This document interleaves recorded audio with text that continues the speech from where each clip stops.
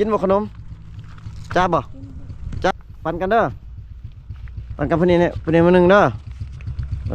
นี่ผู้ใหญ่เอาลายผู้ใหญ่เนาะใจบ๊ายบายเนี่ยบาย ขอบใจเด้อว่าสิขอบใจเด้อเป็นบ่เดี๋ยวบ่าวผู้ไทยสิลงให้ FC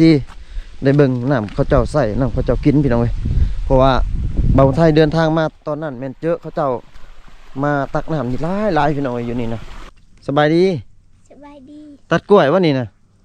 เอาไปขายบ่ล่ะมากับไผพ่อ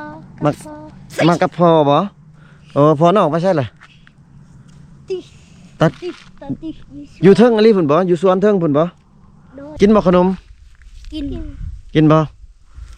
บ่าวสิเอาเงินให้เด้อเดี๋ยวจะไปซื้อเอาเองเด้อข้าวในปะอยู่นี่บ่เบิดบ้านนี่เอาไว้อยู่นี่เบิด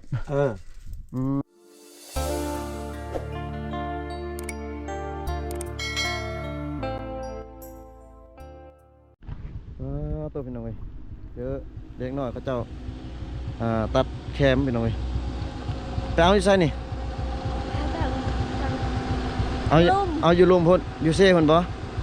โอ้สิไปขายให้เวียดบ่เนาะขายให้เวียดบ่นี่กิโลเท่าไรนี่ขายโล 3,000บ่เลยจักโลนึงจักพันเขาให้เงินบ่ฮู้พี่น้องเอ้ยมาเจอน้องเป็นเอาแคมมาอยู่พี่น้องเอ้ยไปหาน้ำกันบ่นี่นะฮะของไผของลาวบ่หรือว่าไดของไผของลาวน้ำกันเฮ็ดน้ำกันน้องเขาเจ้าเฮ็ดแคมเขาเจ้าเฮ็ดยังเนาะเฮ็ดไม่พลอยบ่เฮ็ดไม่พลอยบ่กันเขาซื้อเวียดซื้อเนาะไกลบ่พี่น้องเอานี่ไกลบ่อันนี้บ้านชวนแอมบ่เป็นน้องน้องเขาน้องไปหน่อยพอดีเดินทางมาพอดีเจอน้องๆเพิ่นเอาแคมเอายังพี่น้องเอ้ยเบาไทยก็สิเดินทางล่ะพี่น้องล่ะเนาะกินบ่ขนมจ้าบ่แก้วกินบ่พี่น้องเจ้าปันกันเด้อปันกันพนี้เนี่ยพนี้มาหนึ่งเด้อนี่ผู้ใหญ่เอาลายผู้ใหญ่เนาะใจเฮียนหนังสือบ่น้องเฮียนหนังสือบ่ได้เฮียนบ่จบเลยน้องเฮียนป.ใดป.5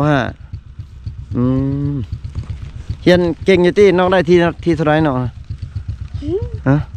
ได้ที่เท่าไรเคยได้ทีนึงเคยได้ที่นึงอ่านภาษาลาวเป็นบ่เป็นเนาะเป็นได้อยู่เนาะพี่น้องเจอน้องๆเป็นตัดแคมพี่น้องพ่อแม่น้องได้สามบ่ได้ไปบ่ได้ไปตัดบ่สุน้องขายต่างหากของสุน้องเองบ่อยู่ลุมaliพุ่นบ่อยู่ลุมaliบ่แคมเซ่พุ่นบ่น้อง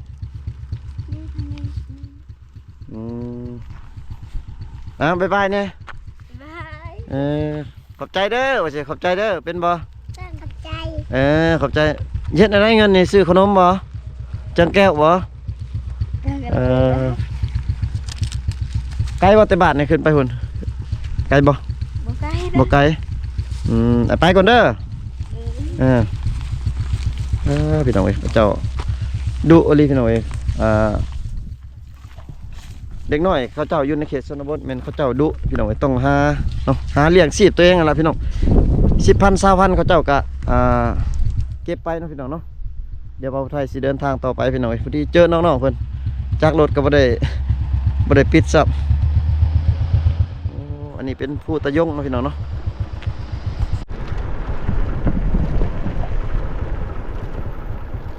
วิวงามพี่น้องเอ้ยเนาะผู้ตะยง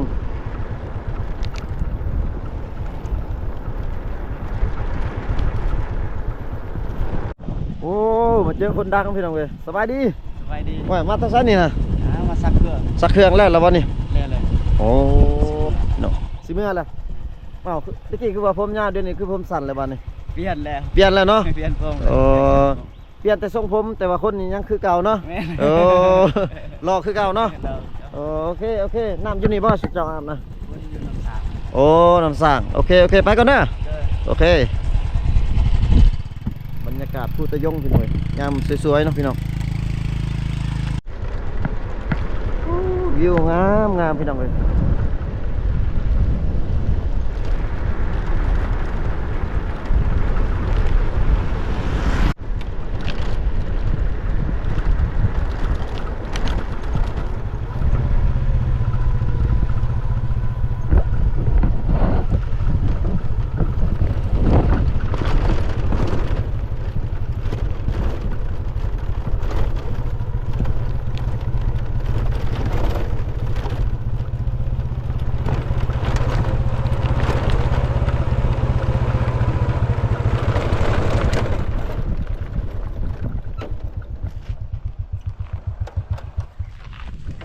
อันนี้ก็จะเป็นรถเขาเจ้ายู่พี่น้องเว้ยเพราะว่ารถแกเครื่องนักเนาะมันจะบ่ขึ้นพี่น้องเว้ยก็ต้องได้ใส่รถตัวนี้นะยู่ดันก้นขึ้นพี่น้องเว้ยบรรยากาศโอ้วิวงามงามพี่น้องเว้ยมื้อนี้เบาไทยเก็บภาพเนาะบรรยากาศพี่น้องเว้ยเส้นทางระหว่างเมืองนองไปตะโอ้ยไปเมืองนองพี่น้องวิวงามงามแต่ว่าเส้นทางนี้จะเป็นเส้นทางอันตรายที่สุดพี่น้องเว้ยเพราะว่ามันเป็นภูพี่น้องรถอยู่นี่ก็มักจะเกิดอุบัติเหตุพี่น้องอยู่นี่เนาะเพราะว่ารถแกนักมันจะปีนจะถอยคืนพี่น้องแถวนี้อันตรายที่สุดฉะนั้นเขาเจ้าใส่รถตัวนี้แมันยู่ด้านก้นรถทีนักแกนักพี่น้องเส้นทางภู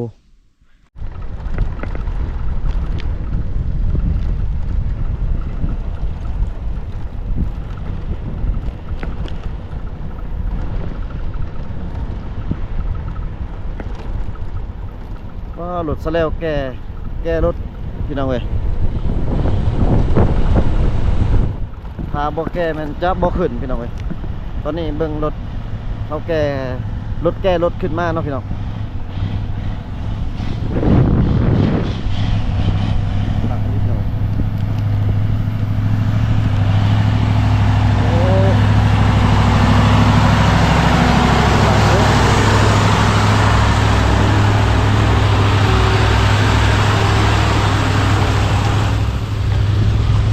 เขาเจ้าจะใส่รถซาเล้งพี่น้องเนาะรถซาเล้งแกรถที่ว่าแกนักพี่น้องถ้าว่าบ่ได้ใส่รถดึงมันจะบ่ขึ้นเนาะพี่น้องเนาะ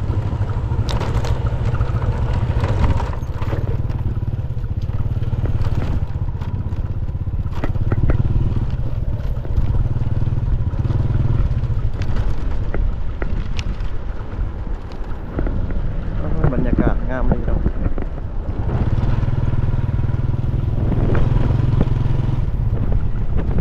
นี่แม่นบอนเขาเจ้าผักนะบอนรถซาเล้งเขาเจ้าพี่น้อยเขาเจ้าผักแบบว่ารอถ่าแกรถทีว่านักเนาะขึ้นไปให้วิทย์ผู้หรือว่าไกลผู้ไปพี่น้อยเพราะว่าเป็นเส้นทางที่อันตรายเนาะโค้งเลยก็เป็นผู้พี่น้องพี่น้อยวิวงามพี่น้องสุดยอดอะไรพี่น้อยวิวงามลายพี่น้องทั้งเบื้องนี้ก็จะเป็นภูอีกพี่น้องสูงที่สุดเลยอยู่นี่นะสูงกว่าหมู่อยู่ในบริเวณนี้เนาะเป็นภูสูงพี่น้องอยู่รุมก็จะเป็นแคมเซลานองพี่น้องอยู่รุมเนาะพี่น้องหลังจากเดินทางมาก็เจอน้องๆเพิ่นตัดกล้วยบ่นี่เนาะสบายดีสบายดี ตัดกล้วยวะนี่นะเอาไปขายบ่ล่ะน้องเอาไปขายบ่มาตัดกาแฟนี่นะ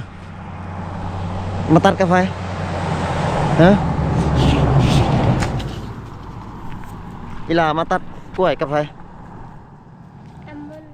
มากับเอื้อยหรือกับอ้ายกับแม่มากับไฟพ่อมากับพ่อบ่พ่อน้องไปใช่เหรอตัดอยู่เทิงอะไรพุ่นบ่อยู่สวนเทิงพุ่นบ่โดยสิน้อง ชื่อน้องบ่คนมานี่นะน้องบ่หรือว่าพอคนมา พอ พอใส่รถจักรบ่หรือว่าแบกมาเราแบกมาบ่หรือว่าเราใส่รถ บอ แบกเอาห้ามเอาบ่โอ้พี่น้องเครื่องหนึงเท่าไหร่นี่เขาซื้อเท่าไหร่นี่ซื้อเป็นโลบ่เขาติดบ่กิโลมันแหละ7,000 8,000 10,000มาแหละฮะบ่ฮู้บ่น้องเข้าโรงเรียนบ่บ่ได้แหละ พอสาม น้องบ้านปะแนะบ่ครูยังสอน คุปีนักนี่ อ๋อผู้นี้น้องก็เข้าโรงเรียนบ่ปอแหละไม่เรียน พอสอง ปสองน้องปอ พอสาม ปสามปสองปสามสองไอ้น้องวะนี่แม่นบ่ เม น้องเป็นเอื้อยกินบ่ขนม กิน กินบ่บ่าวสิเอาเงินให้เด้อเดี๋ยวจะไปซื้อเอาเองเด้อกินบ่ กิน มีบ่เขาขายขนมอยู่บ้าน มี จะน้อยบ่าวสิเอาเงินให้เด้อ ด้วย อยู่ผู้พุ่นบ้างอันกกล้วยชินอกนะชิลานฮะอยู่ผู้พุ่นป้าไก่ดิพี่น้องเว้ยเพราะว่าเขาเจ้าเฮ็ดผู้อยู่เทิงพุ่นนะพี่น้องเพราะว่ามันเป็นผู้เนาะอยู่ในเขตชนบทกะหาเงินหาค่ำก็มีแต่แบบนี้แหละพี่น้องเว้ยเขาเจ้าจะปลูกกล้วยปลูกมันต้นเนาะแล้วก็แคมพี่น้องบ่ฮ้อนบ่ตะเบินกูเตาบ่ตะเบินสะแงดบ่ปางรถเด้อปางรถปูดเนาะอ๋อรถใหญ่มากพี่น้อยโอ้รถใหญ่มากตะโคตรมาตับกล้วยเลยโอ้แต่หยาดเลยพี่น้อยเลยรถไวเลยไวขนาดรถอันนี้พี่น้อยน้องมาแต่เช้าเพิ่นบ่นี่มาแต่เช้าเพิ่นบ่มาแต่เช้ากินข้าวแล้วบ่กินข้าวตอนเที่ยงแล้วบ่ บอ บ่ได้กินข้าวตอนเที่ยงซ้ำจะน้อยเมื่อกินข้าวอยู่เฮือนบ่อ้าวเจ้าขอบใจ ใจ เจ้าก็เอาบ่เงินน่ะเอาบ่เจ้าสิเอาเท่าไหร่1,000บ่หรือ2,000 ตัดเลย ตามให้เนาะเอา2 ใบเลย ใจ ไปซื้อขนมเด้อ ด้วย พี่น้องเอ้ยพี่น้องยังบ่ทันกินข้าวเนาะพี่น้องเอ้ยยืนเฮียงเดียวกันเบิ่งนี่บ่าวสิถ่ายเอานี่เจ้ามาอยู่นี่เบิ่งยืนนี่เด้อยืนเฮียงกันเด้อพี่น้องเอ้ยโอ้จะคนอยู่เฮือนน้องฮะ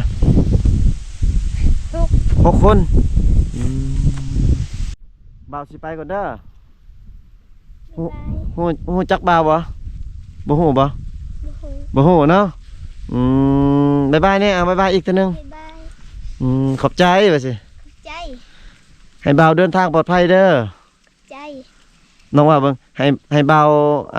เดินทางปลอดภัยเด้อ ให้บับเดินทาง ปลอดภัย ปลอดภัยเด้อ บ๊ายบาย บ๊ายบาย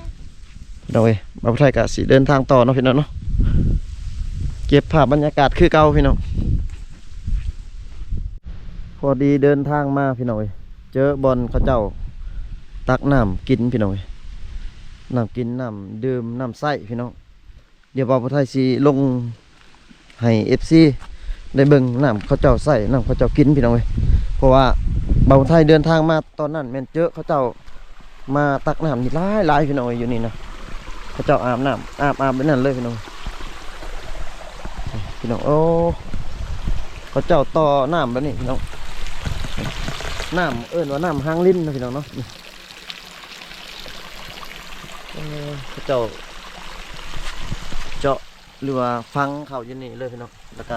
มาโต่งเอาน้ำให้น้ำไหลอยู่นี่แล้วก็เป็นน้ำกินพี่น้องเว้ยวันนี้บ่าวไทยมาเดินทางมาพอดี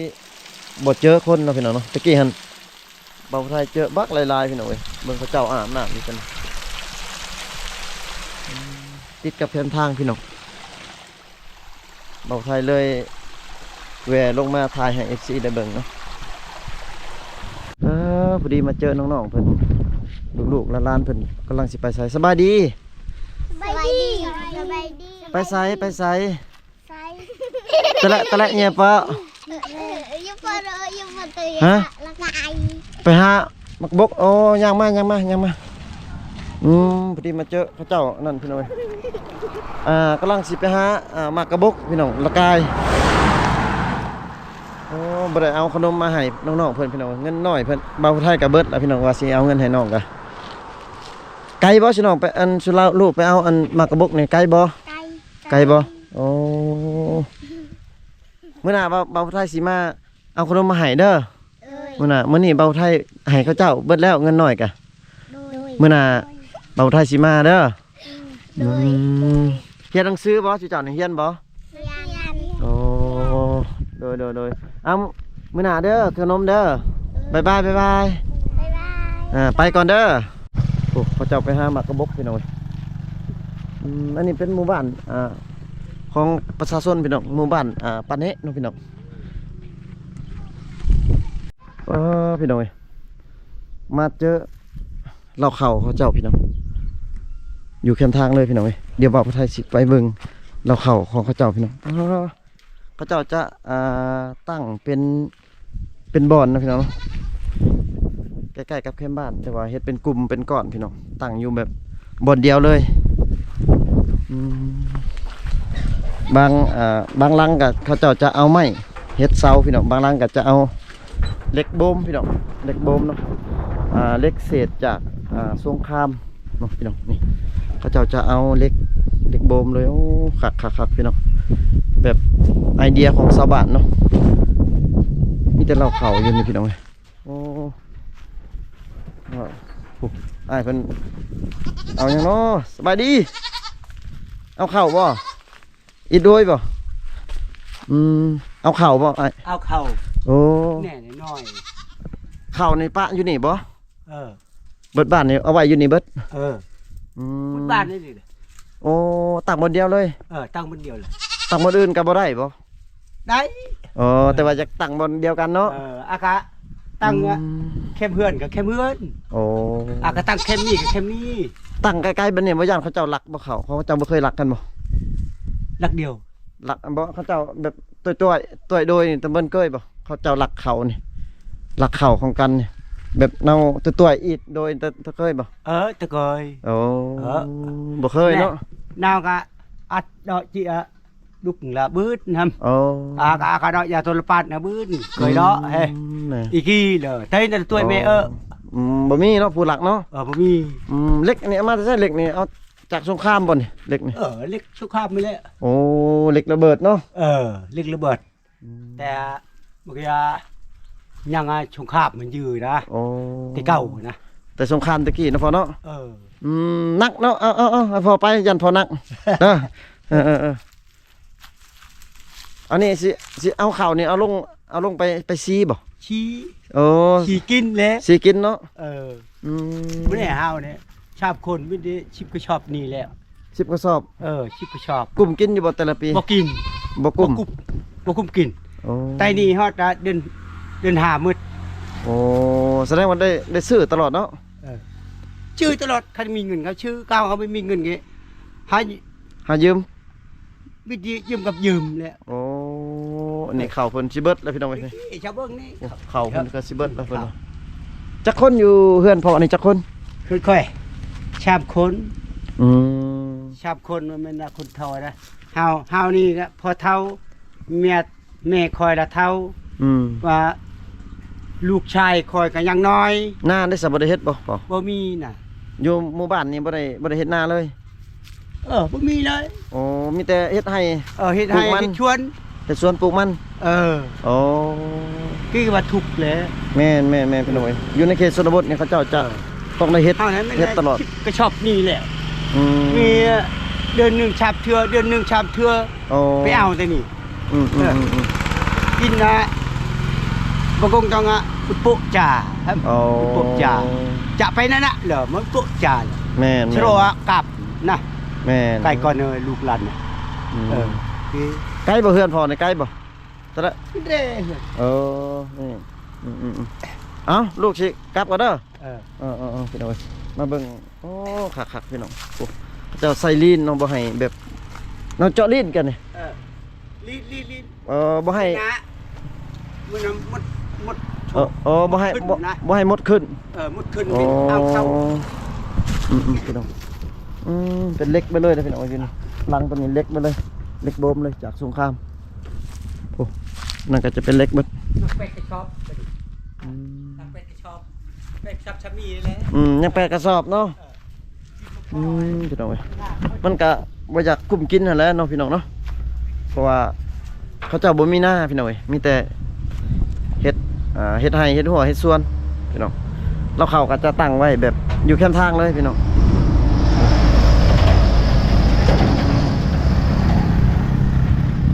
คักพี่น้องเว้ยมาเจอเขาเจ้าตากข้าวเขาให้บ่น้องนี่เขาให้บ่เขาหน้าน้องเดินใช่บ่ฮะปุ๊บเลยพี่น้อง ย่านกล้องพี่น้องมาเจอพอดีเห็นน้องเพิ่นตากเขาอยู่พี่น้องเว้ยคือสิแม่นเขาเจ้าตากแล้วเขาเจ้าสิไปซีเนาะคลิปนี้บ่าวไทยก็สิได้ขออนุญาตปิดคลิปไว้เพียงส่ำนี้ก่อนพี่น้องเว้ยก็คลิปนี้ก็บ่มีหยังหลายเก็บภาพเดินทางพี่น้องให้พ่อแม่ FC ได้เบิ่งนำกันอยู่ดีมีแฮงเบิดสุขุสุคนพี่น้องเจอกันคลิปหน้าเด้อพี่น้องบ๊ายบาย